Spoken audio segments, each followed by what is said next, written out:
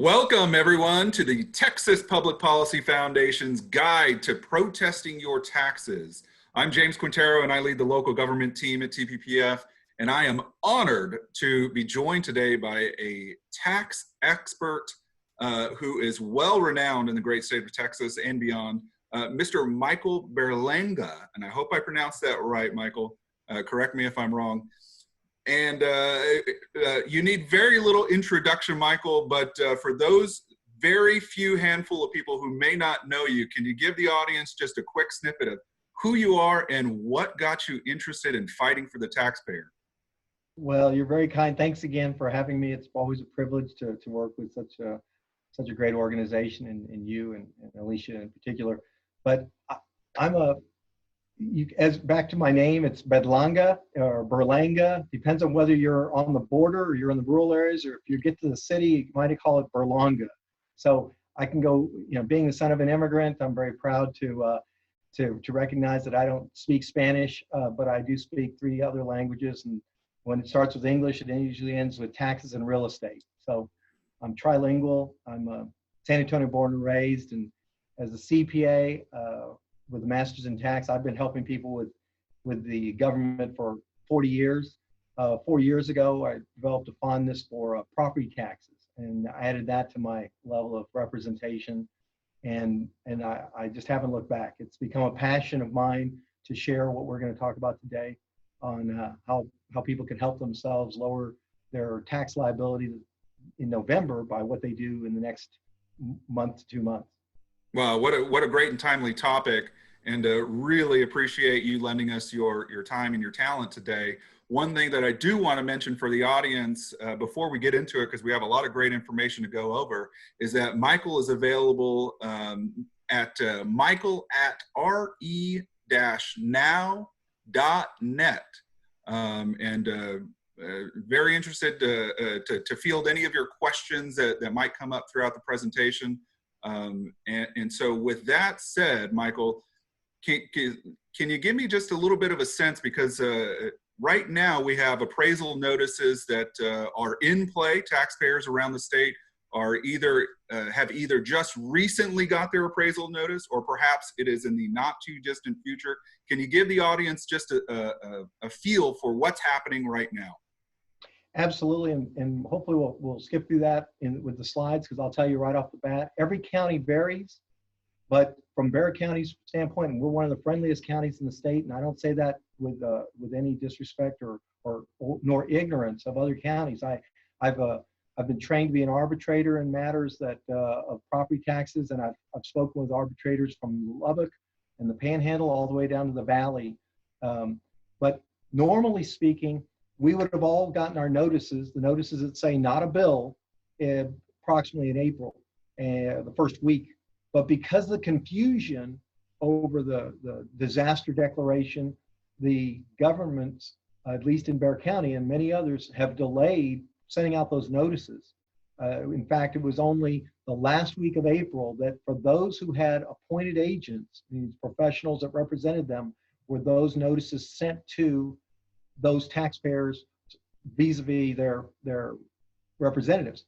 The rest of us in Bexar County and many other counties are told they won't be getting them until the mid-May to end of May. And that creates a state of confusion, because normally the protest deadline is May the 15th. But what we're being told is when you get the notice, you're going to have 30 days from which to file your protest.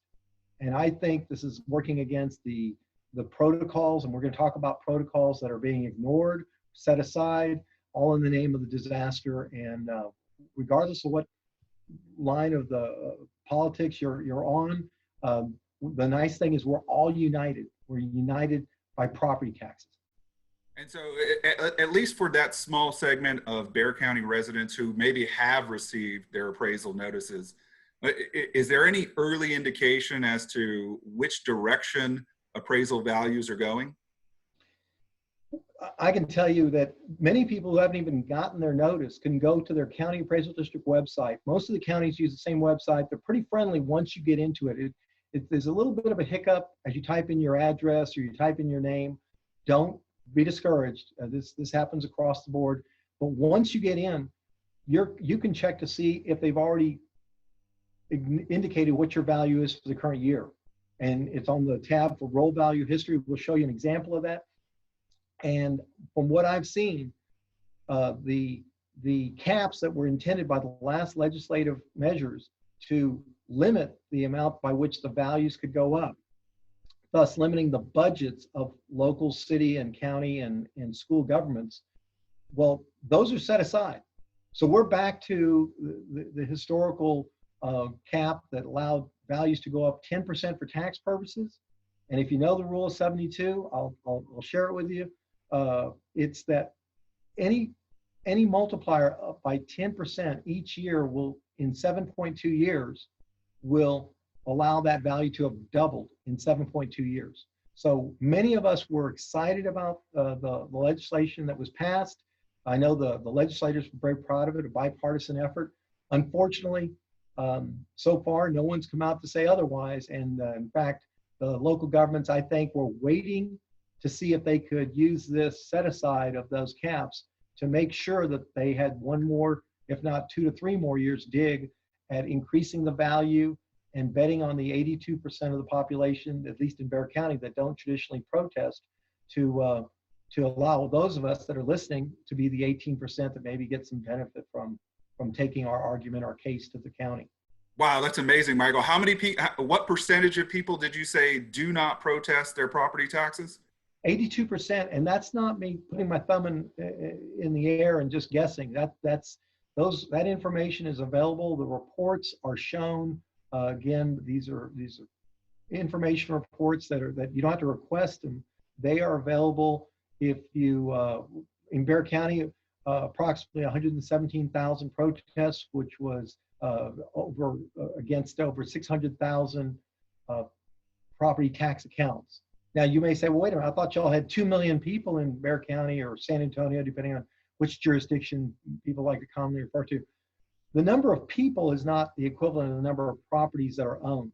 You know, you might have, as you do, I believe, 5 children with your wife. So there's 7 citizens under your roof. You only own 1 property. That's how I get to those 600,000 plus property owners in Bexar County. And the protests, those are measured and quantified. They're exact. So 82% last year in Bexar County chose not to protest. And I think my experience is, and I've been doing this for 4 years, free of charge to large groups, is that number is a reflection of more ignorance and anxiety over the process than it is over understanding our rights.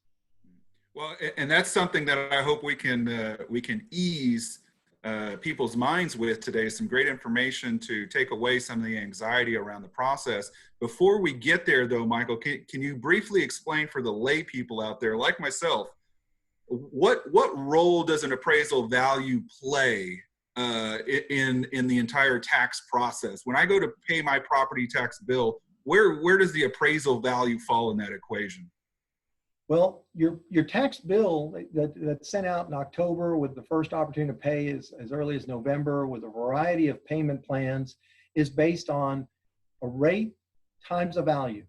And those rates are set at hearings that majority of us never ever think to attend because we presume we can't influence that because it's a global conversation. It's bigger than any one of us to argue that the rate should be lowered for the county versus the school versus the city. But cumulatively, at least in the city of San Antonio, by way of example, that accumulated rate is 2.7%. So that rate times your value, I'll use easy math. If it was $100,000 of value, that's $2,700. So 2.7% times 100,000 of value is 2,700. I've had clients we've been able to argue that their property that was worth 700,000 had certain conditions that were not comparable to the unsold in the neighborhood for 700,000, that their value really was 600,000. So when we lowered it 100,000, they saved $2,700. Or maybe a more common adjustment factor might be 10,000. For those that lowered from 300,000 to 290, they saved $270. Now to each his own, the cost benefit of the effort, but there's no cost. this is our rights as Texas taxpayers to protest, and it's our opportunity to get that adjustment. And so, if you ask me, Mike, should I go to the hearings, which generally are orchestrated and they've already been, predetermined what the announcement's going to be, or should I take on something that's going to direct and affect me individually? I think the gap that I personally am trying to close is the more people that we can get to protest their values statewide, the more momentum we have towards influencing our legislators than trying at the local level, where most local jurisdictions, such as the taxing jurisdiction of schools, found its authority originally with the state. So I think the opportunity is let's connect for the first time our right and our opportunity to protest our value. Let's tell our neighbors, our family, our friends, let's get them all worked up about the opportunity that they can lower their cost of that bill that you were referring to that they're going to get in October. They can do it right now. And if they don't do it now, then they're going to wait another year, and it's going to be implied that they agreed to the value. And that's a false assumption, but it's used against us quite often. I've not been in a hearing yet where they start by saying, well, last year, James' value was, or the property that James owns value was. Well, if James didn't hear what we're trying to talk about today, well, perhaps James didn't know that he had a right to, or didn't know it could be easily done with or without an appointed representative. Well, that's terrific. I don't think you're going to have any trouble finding frustrated taxpayers today. So why don't we transition now? I know you've got a terrific presentation with some great visuals. If you wouldn't mind bringing that up for our audience, I would love for them to get a feel for what kind of information you have for us.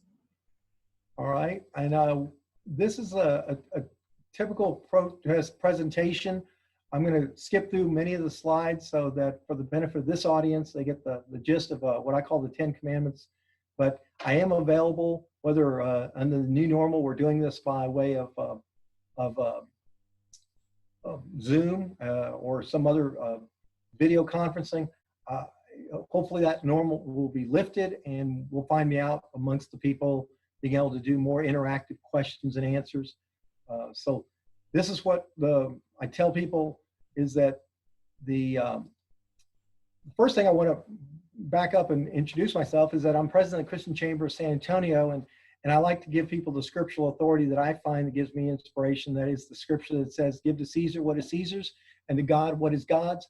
And since Caesar's dead, last time I checked, my version of the Bible doesn't allow for a modification to the county appraisal district. So hopefully people will find great humor in that, if not inspiration, that we're not teaching anybody tax evasion or fraud, but rather we have a higher authority to encourage us. So let's talk about the authority to protest, because if it isn't enough to talk about the scripture, I always like quoting Judge Learned Hand. And no, I didn't make that up. That's actually a very famous judge who was well quoted. And he talks about tax avoidance through protesting is not tax evasion. Now, he was referring to income taxes, of which I have a master's degree. But what I want to point out is his great quote that there's not even a patriotic duty to increase one's taxes, and nobody owes any public duty to more than the law demands. Though the government may not see itself as a charity, I'm sure they will take your money if you want to give them more because you just have it. But in the meantime, for the most of us, just hopefully you find encouragement from the judge. But if that isn't enough, many of us don't know that the Texas legislature passed the Texas Taxpayer Bill of Rights, and this has been on the books for some time now.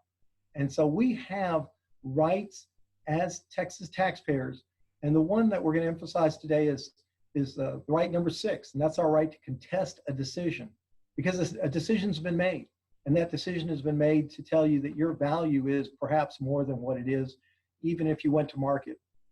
So I've given you scriptural authority, judicial authority, legislative authority, and now I'm going to give you why I'm so excited to work with you to share the word and spread the enthusiasm.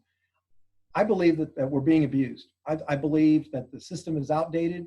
I know this is not my only sentiment. I know it's shared by the Lieutenant Governor. I've listened to him speak on numerous occasions to this issue, and he's been active since before he was ever in the legislature. And he can tell his own story, but it's one worth hearing when he was radio personality, and he put together a bus of people and went up to the Capitol. And that's because he thought that the system was outdated and he needed to get some clarification on what could be done. We both agree that the appraisal process is chaotic. And down here in San Antonio, unfortunately, we weren't able to overcome in 1968 the conclusion that the Supreme Court came to, that the school funding system that is used in Texas is discriminatory on the basis of wealth. And even though it's lawful, some would say it's awful. But I will tell you that though the federal court system said that this is not a state issue, a federal issue, it is a state issue. And the state's constitution demands that we fund public education efficiently. And I don't believe that can be said to be true, because there's 1,254 school districts, approximately 1,250 for 254 counties and only 150 state reps. So there's a few reasons that I'm motivated to talk about this as a bigger than just our own individual properties. And Michael, I want to emphasize that one point, because I think it's important for our audience to know. We have about 9 times as many school districts as we do state representatives. Did I hear that right? That's correct. 1,250 school districts, 150 state representatives. And I've asked state representatives one-on-one, why do we have too few state representatives for the 18 million new Texans that came to Texas in the last 18 years? Or do we have too many school districts? And I can't get a straight answer. Even when I have the former school district superintendent from Harris County, the largest school district in the state, on the same panel with a state representative who's on the public education committee. So I really would ask that everybody take note that the Constitution in the state of Texas says we're supposed to fund public education efficiently. I cannot find the logic in the efficiency of those metrics. We're not here talking about teachers. We're talking about school district subdivisions, political subdivisions for the purposes of funding. Incredible. So let's talk a little bit about the process. So, because I know a lot of people are maybe appreciate our politics and appreciate our policy making comments, but and we'll come back to that. Maybe we'll meet again and just dwell on what we can do there. But right now, the process we're on, and I want to cover the calendar. The calendar says that the January 1st is the effective date. Now, what's critical and what's timely is for most of us who've been shut in for 60 days, if you have, or found a little more time on your hands because you couldn't go out to the restaurants and do the recreational things you normally do, or work perhaps, you might have worked on your home.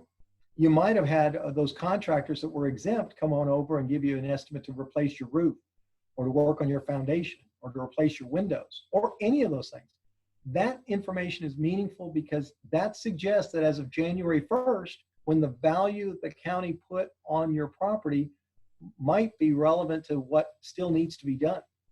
Now, again, normally we would be filing our protest on May the 15th and the appeals would be heard. But I want to emphasize that the COVID, I call it social distance normal calendar. Notice how I've changed the first 3 dates. January 1st is still the effective date. So whatever your property is worth January 1st is what the county is required to assess, place the value upon. That's the date. But May 15th is a moving target. As I said, many of us are not going to get our notices till May 15th or beyond. And we've already been told, and we have a great appraiser down here in Bexar County, that we'll have 30 days from which to file our protest. But for many of us, that may be confusing. And I hope that everybody's taking note that in each county, the deadline's moving, and be mindful that you might be getting your notice a little later than normal, which would have been the first week of April.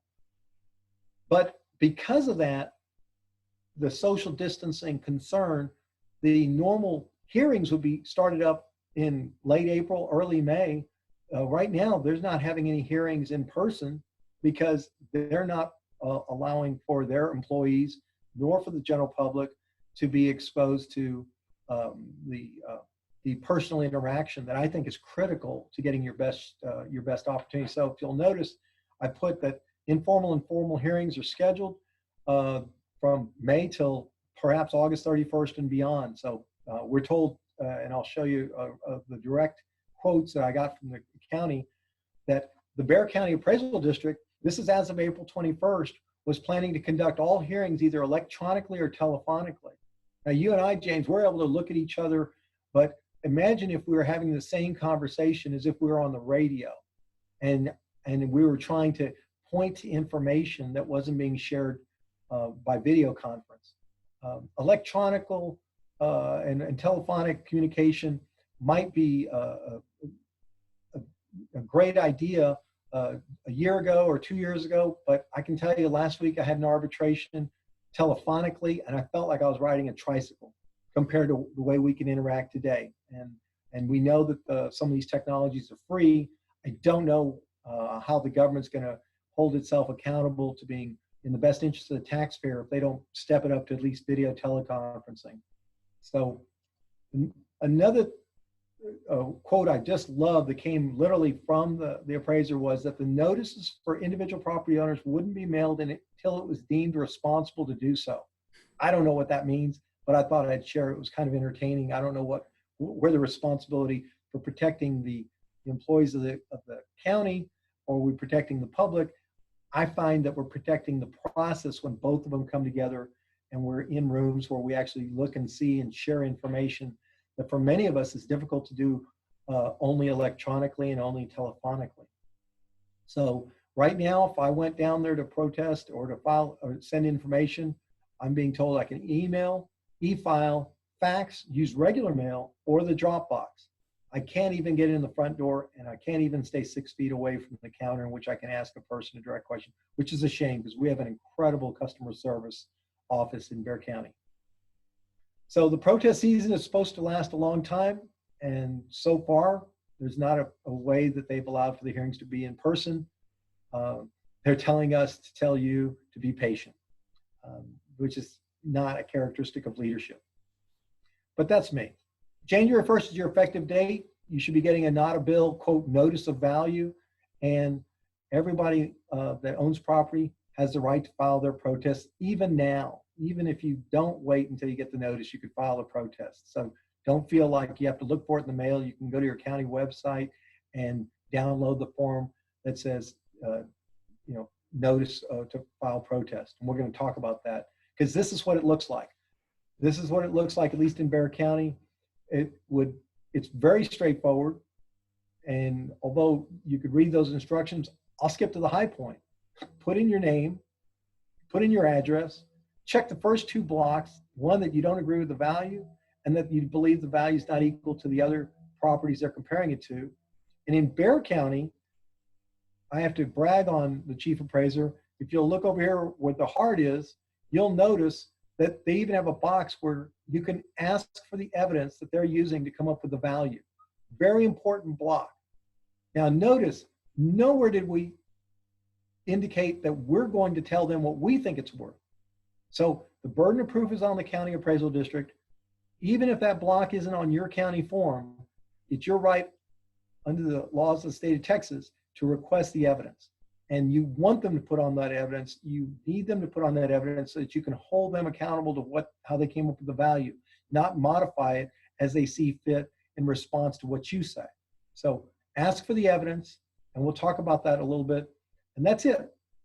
So again, you fill it in, with name and address, and you sign it, and you ask for the evidence. And if you do that, now we've made the first step. So we've talked about the schedule. I'll skip through this.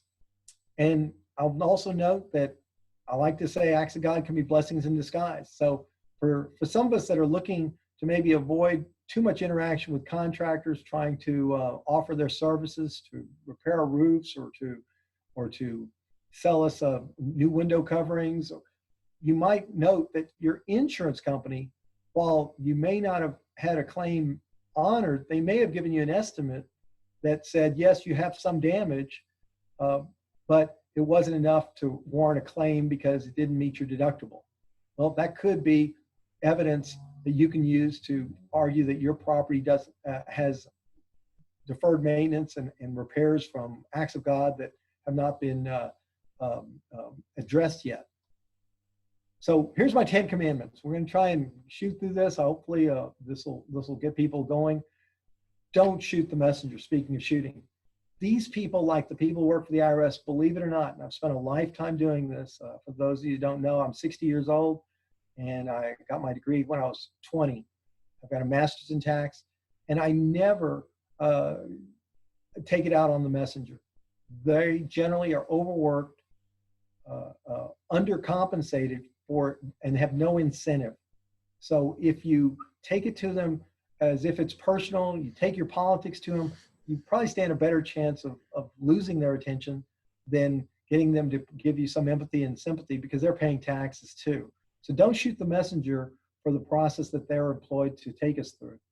Be humbled, but not proud of your home. Your home is where your heart is, I like to say, but we're talking about your house.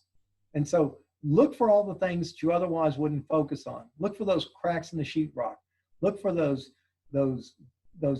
honeydews that your spouse may have said, hey, can you get to this sooner or later before we sell the home? Because many times that's what we do. We wait until we're ready to sell. But take pictures, because as we'll talk about later, at some point that same messenger is going to get bombarded with facts and facts and facts. And many of us are visual. So to support facts and estimates and dollar amounts with pictures goes a long way. And everybody's heard the expression, a picture's worth 1,000 words. It might be worth $1,000 to you. But location is also overlooked. Many of us live in locations that are not comparable even to our neighbors. We may live on the fringe of the neighborhood. We may live on a thoroughfare where the traffic is so significant that they have to put speed bumps to slow people down coming off the corridors that led to the neighborhood. And so you have to ask yourself this question. When you bought a property that perhaps was next to a green belt, is it really a green belt? Because sometimes it's a drainage ditch. And sometimes that drainage ditch has mosquitoes, and I prefer to call them mosquito farms if I'm talking to the government. I mean, when we're talking about our property for property tax purposes, we're talking about hamburger. We're not talking about steak. When we go to the market, then we're selling steak. I know they both came from the same cow, but it's all in the presentation.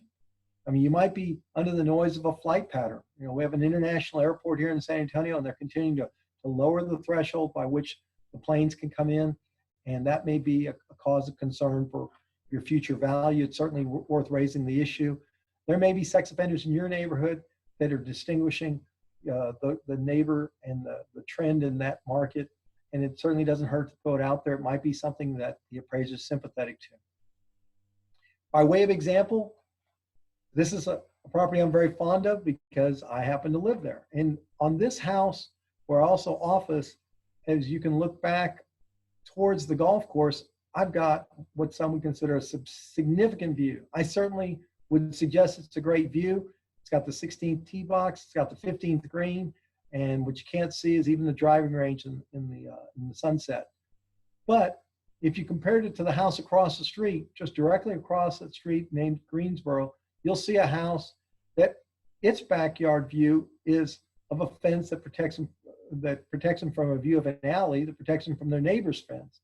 While all that may give them privacy, it certainly doesn't give them an enhanced view. I think it would be quite unfair for that house to be compared to these homes when they have that golf course view. Now, that's when I'm talking to the market. When I'm talking to the government, I'm going to emphasize that I also have an alley.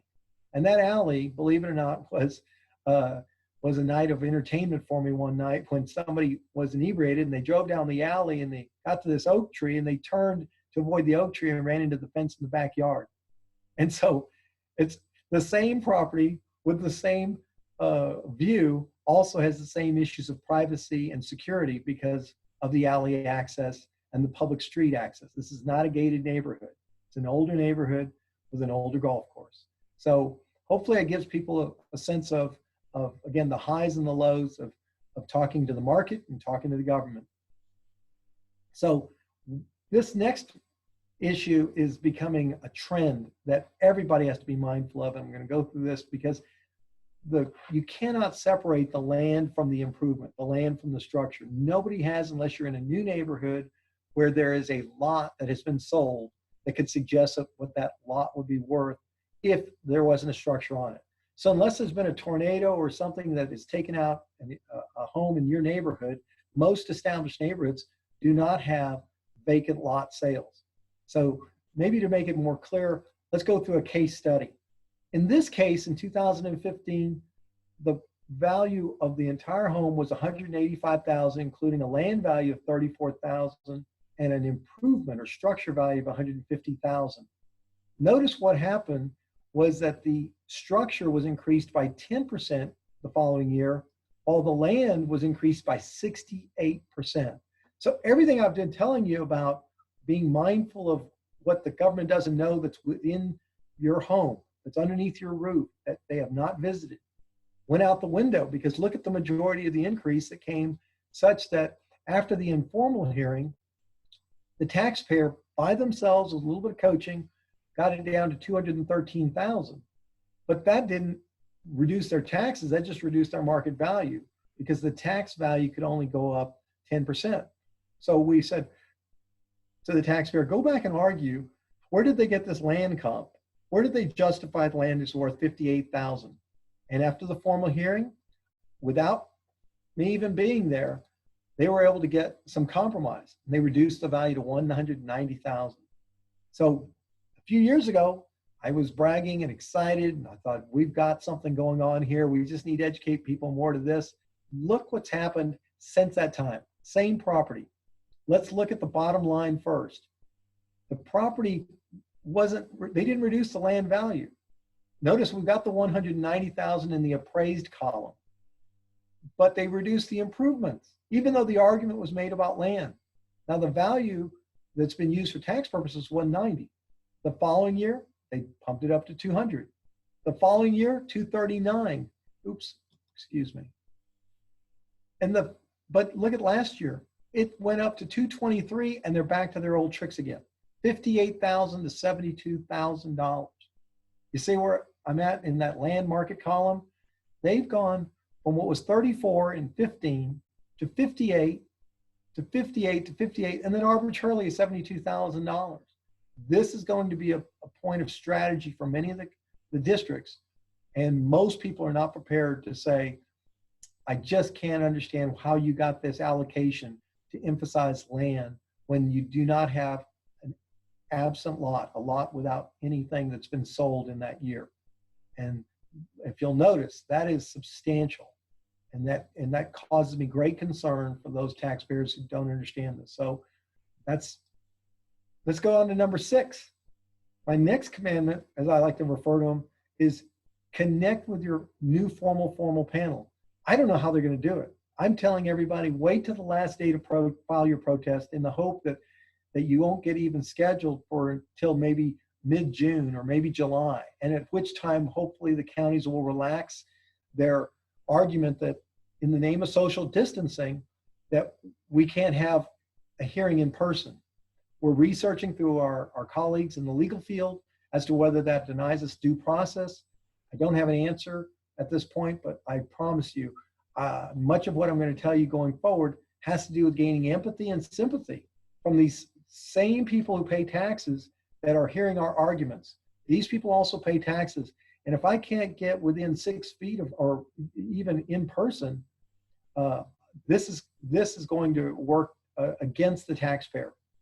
It's easier to tell someone no when you don't have to look them in the eye. So if you get the chance to look them in the eye, or if you don't, we have to find ways to enhance our message. We have to manage our message.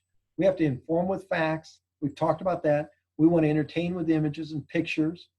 And we'd like to inspire empathy by doing both, because if we flex our style to the panel, we know that there's either thinkers and feelers, and depending on where we catch them in the process, we need to do all three. I like to use this. If you're looking at me in the upper right-hand corner, inform with facts, entertain with images, and inspire from the heart.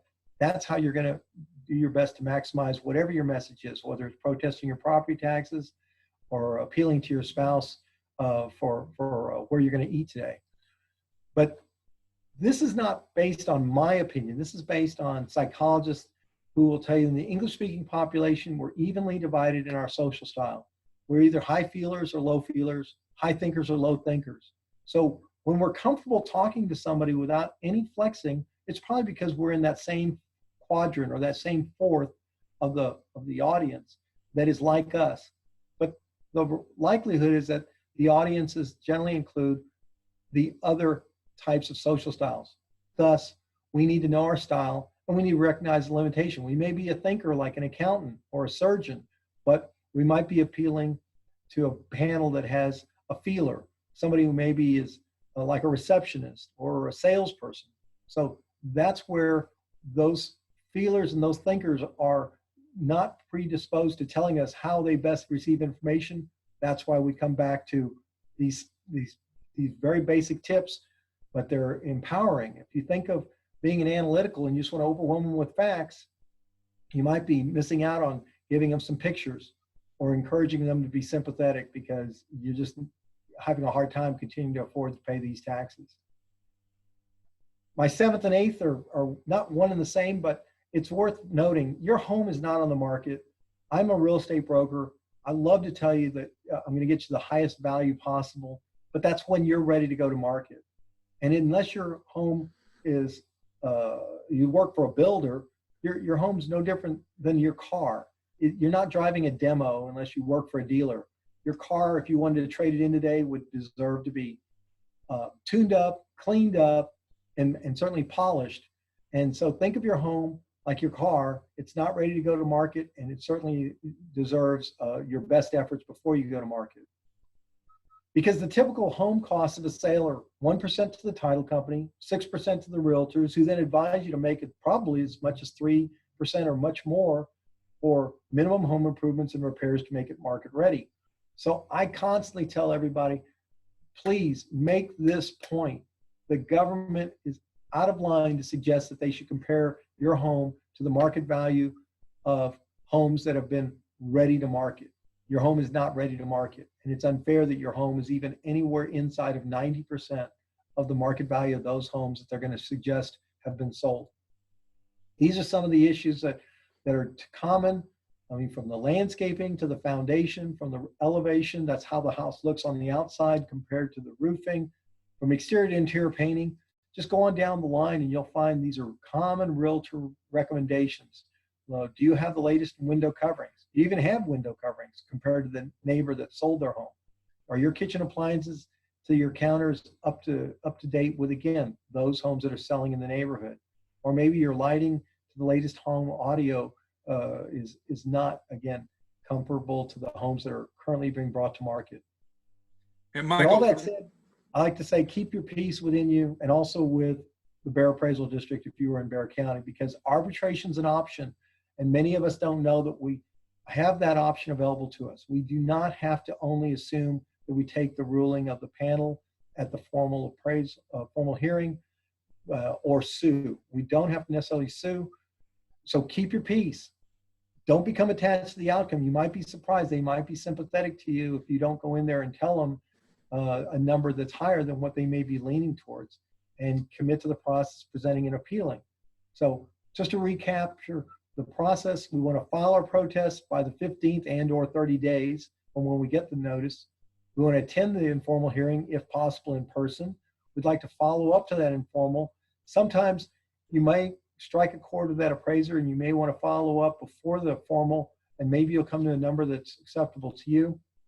If not, re-prepare. Now you've seen them present their evidence and you're more prepared to gather more evidence for their formal hearing. And then consider arbitration or litigation. So let's talk about arbitration. If you want to arbitrate, if you want to go in front of a third party that is not working constantly at the county appraisal district, the number of arbitrators in the state are only 200. That's because they've raised the standard for what an arbitrator has to have studied down from what was 1,600 only a few years ago. So you have a greater chance of getting in front of a professional who is not working for either the county, nor is he working for you. He's working on behalf of the state comptroller who has assigned the case to him. He's not a full-time employee. He's an independent contractor. But to request a binding arbitration opportunity, it's going to require a deposit, and it has to be done within 60 days of the panel's ruling. The cost of that arbitration is $450 currently for values of homes 500,000 or less. And you can see I've got a schedule here. But what's important to note is that there's a chance that it's not a sunk cost because the arbitrator's fee is paid by the losing party.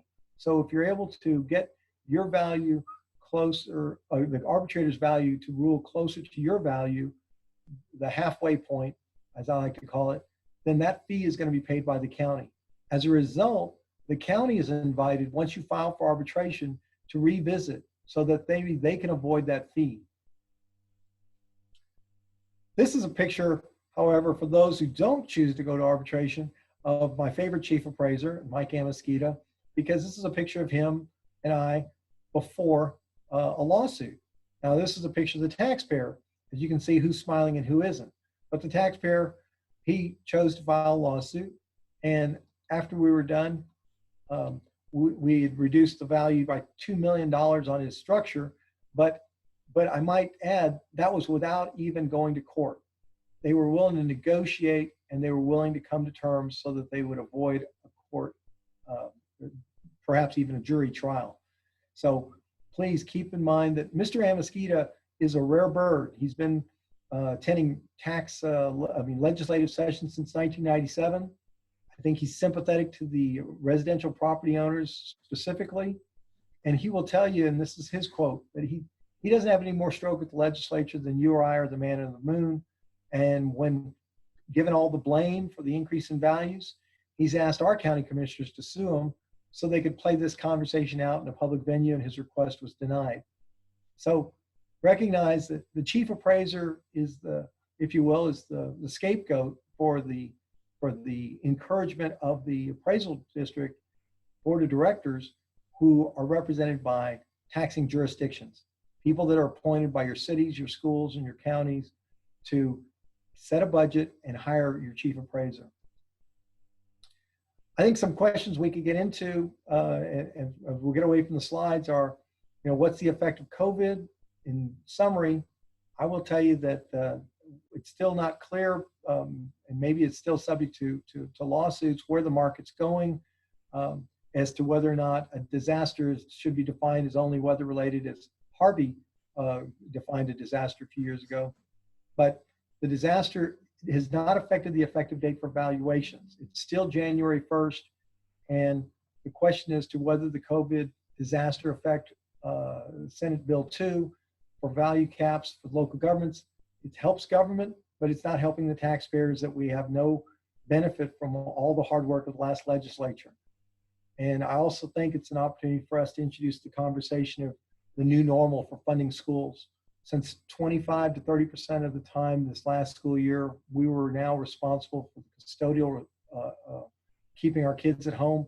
I think it's going to beg us to ask the question, is the prototype for educating our children, is it justifying the cost in the structural that we're used to having? As to the partisanship of influencing things, many people have come to me and said, I'm very active in my precinct, I'm active in my Senate district, I go to all the conventions, all the way up to the state conventions for both parties. Please recognize, as I do in the second item here, party platforms are not an obligation of a legislator.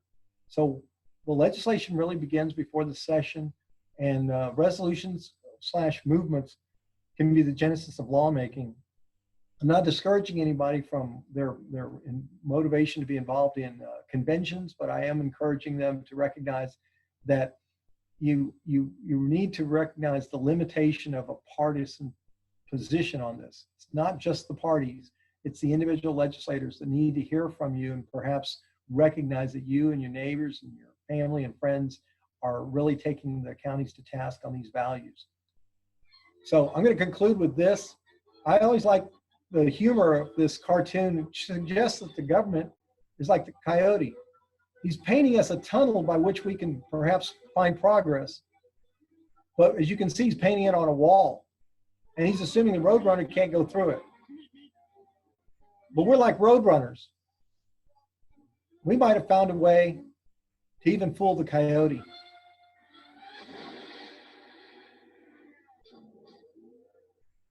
So hopefully, if you practice what we're preaching today, we'll be more like roadrunners and less like coyotes. So with that, I'll defer to you, James, if you want to talk about anything else. What a terrific presentation, Michael. I really appreciate that. For frustrated taxpayers who may be interested in learning a bit more, I just want to say again that they should contact you at michael@re-now.net. And correct me if I'm wrong, Michael, you're looking for any and all questions that taxpayers might have when it comes to protesting their values. Is that right? Absolutely. This whole subject is bigger than my professional ambitions and my political participation. I'm just been blessed that I'm in a point in my life where I can field as many questions as I can and occasionally take on clients, but I do not have a staff. I don't have a rent that I need to meet some overhead. And I hope I've empowered some people.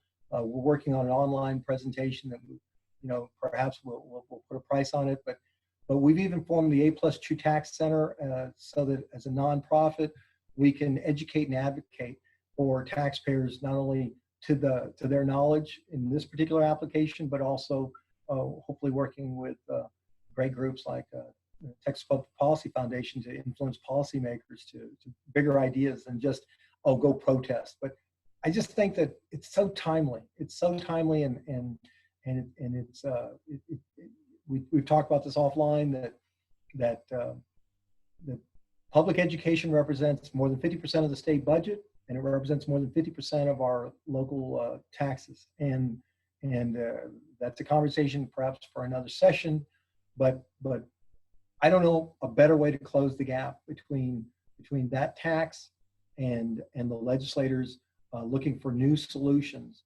to making our homes more affordable. I mean, it really is a crisis. We're one of the non-income tax states in the nation, and there's only a handful, approximately 6. We have the highest burden of property taxes. So when I compare property taxes as a burden, I'm not listening to those people who say, well, but at least we're not in California because we don't have a state income tax. That's not a good enough standard, because that is not what I'm referencing. I'm referencing the fact that of non-income tax states, we're right there with New Hampshire, and they have minimal sales tax. So the state of Texas has relied on us to put our hand in our equity, if you will, of our homes every year, and our businesses every year to support local government. But I think the state has to be asked, at what point is the public school system not meeting the constitutional responsibility of being funded efficiently, not substantially? That's the argument. We're not giving enough money to public education. I think we should make sure our teachers are the proudest profession in the state. And I'm a CPA, so I'm part of a proud profession. But I don't believe for a moment that the number of school districts is justified by some historical tradition. It certainly isn't justified by the same political processes that suggest we should only have 150 state reps. And we redesigned those lines to represent the population every 10 years. But nobody's ever talked about merging those two issues. So again, I'm available to talk policy. I'm available to talk process. I find that people of all parties, all faiths, I've been in mosques, I've been in temples. Tell you that this one topic in Texas will open doors to your neighbors. And I would welcome anybody that wants to find a way to get this message out, because as you can tell, my mother lived to be 100, and I'm not going to sit around for 40 years as a 60-year-old waiting to say I wish I could have or done more for Texas.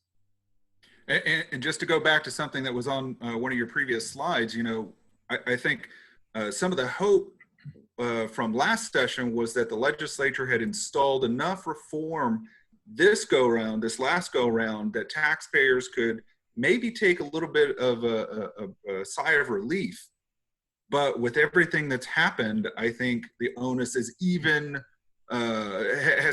onus is on the taxpayer even more so now. They're going to have to take matters into their own hands and do things like protest their values to really push back against an oppressive system. I think it's such an incredible opportunity. I feel like found, let's just say the first vaccine, since we're in the spirit of being proactive in dealing with the COVID virus. Well, here's a property tax virus. I mean, you know, is it the flu?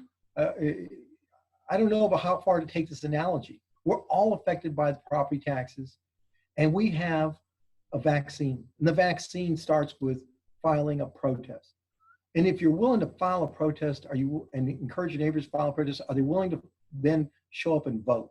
If they're willing to show up and vote, believe it or not, there's more people protesting their taxes at 18% in Bexar County than are generally voting. But only by voting can we then tell the legislators, we're paying attention and we're going to ask you, what are you going to do? Because there's no limits on holding a special session. There's no limits on, unfortunately, this happened after, for the most part, the primaries. And so the state representatives, except for a few seats that are in swing districts, are pretty much locked in based on partisan boundaries that have been drawn to favor the incumbency of that party. I've been in there. I worked 10 years ago in the legislature. I went through the last redistricting. I know the process, and so I know it favors incumbents regardless of which party. What I don't understand is why we don't take this opportunity to save money as a stepping stone to voting, as a stepping stone to saying to those same legislators that only 4 months ago were telling us what a great job they did with the tax reform. Now what are they saying? And what are we going to wait for another election cycle 2 years from now? I think at least let's put some money in our pocket, but let's just use this as a stepping stone. We really have some opportunity to I know the governor's on board. I know the lieutenant governor's on board. The question is, whoever is going to be the next Speaker of the House is going to choose a new public education committee. And right now, regardless of who your state representative is, we need to be bringing it to their attention that we're not going to just protest our taxes. We're going to be more mindful of what they're doing in this area. I think I may have told you, I spoke to one legislative affairs representative, and he said the number one topic when they go knocking on the doors of legislators this last year was property taxes.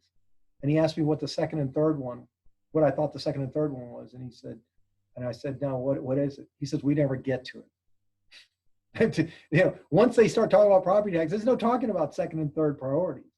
And yet it's going to be an exciting time. And the focus is on restricting our freedoms because of the virus and for the welfare of the general public. Well, this is for the welfare of the general public financially, that we need to increase home ownership. I don't think there's a social worker that won't suggest that if more people own their homes, there'd be more stability in the community. If there was more stability in the communities, perhaps we'd have less crime. We also need to look at the fact that if we were more efficient in getting those dollars in the classroom, we'd also have possibly better outcomes academically. And we rank low in that respect also. These are commonly known statistics, and that's where the rubber meets the road for myself. I was blessed. No ifs, ands, or buts. My story was that I was a poster boy for school choice. My father died when I was 14 of a sudden death. I made a deal with God. I said, if you want me to be a priest, you wouldn't let me get a scholarship to Central Catholic. I got the scholarship. But I know that I wouldn't be here talking to you if I had not made that choice. And I'm not here to tell people that we should abdicate our responsibility for public education. Not at all. I'm here to say we have abdicated our responsibility to fund it efficiently. I'm all for public education. I think that it serves its purpose, but it serves its purpose best if we start talking about the teachers and the students in the classroom and how much money we're spending outside the classroom that we've said is not essential. I mean, all the way to the point of we don't even have to have a group graduation in an auditorium. So there's going to be some tough conversations to be had, and the governor's initiative is not lost on pointing out that for the last I think since the spring break, James, you got the 5 children. I mean, it's been a game changer, hasn't it? You know, to find a way to keep up a 2-earner household while still caring for and making decisions about at what age would you leave your children alone in the home to do online education? And at what point do they not need supervision from two parents who are not trained to be educators? Well, the one thing I've discovered is that I am the world's worst homeschool teacher. So that is certainly not my calling. But I want to thank you for leading the property tax fight, because I think the first step in all of this is getting the right information in the public's hands, and then really encouraging them to protest their values, begin engaging in the process. Let me also encourage the audience that once these valuations are kind of set in stone, so to speak, local governments are going to begin adopting tax rates. And so we have yet another kind of taxpayer happening on the horizon. Now is the time to begin encouraging your local elected officials to keep downward pressure on those tax rates. And then once that battle is over, we have, of course, the legislative session. I want to encourage everyone in the audience to engage with the Texas Public Policy Foundation on helping us achieve meaningful taxpayer reform. We've got all sorts of ideas on how to protect property taxpayers, everything from modest reforms all the way up to the complete and total elimination of the property tax system in its entirety. We have ideas of all sorts that we're going to be putting forward during the next legislative session, because as you said, this is items number 1, 2, and 3 on everybody's list of importance. And so help us to get some of these across the finish line. With that said, Michael, do you have any closing thoughts you want to share? I appreciate y'all's work. I appreciate the privilege of having this conversation. I just know I'm going to continue to be available. It's bigger than all of us. It's bigger than all of us. What we're doing for our neighbors and for our families and friends to emphasize that they have rights and we have opportunities. And I think it's all for a better Texas. Well, with that, we'll close, and I want to thank everybody again for joining us for Texas Public Policy Foundation's How to Protest Your Property Taxes. A big thank you to Mr. Michael Berlanga. Thank you, sir. Thank you. Bless you.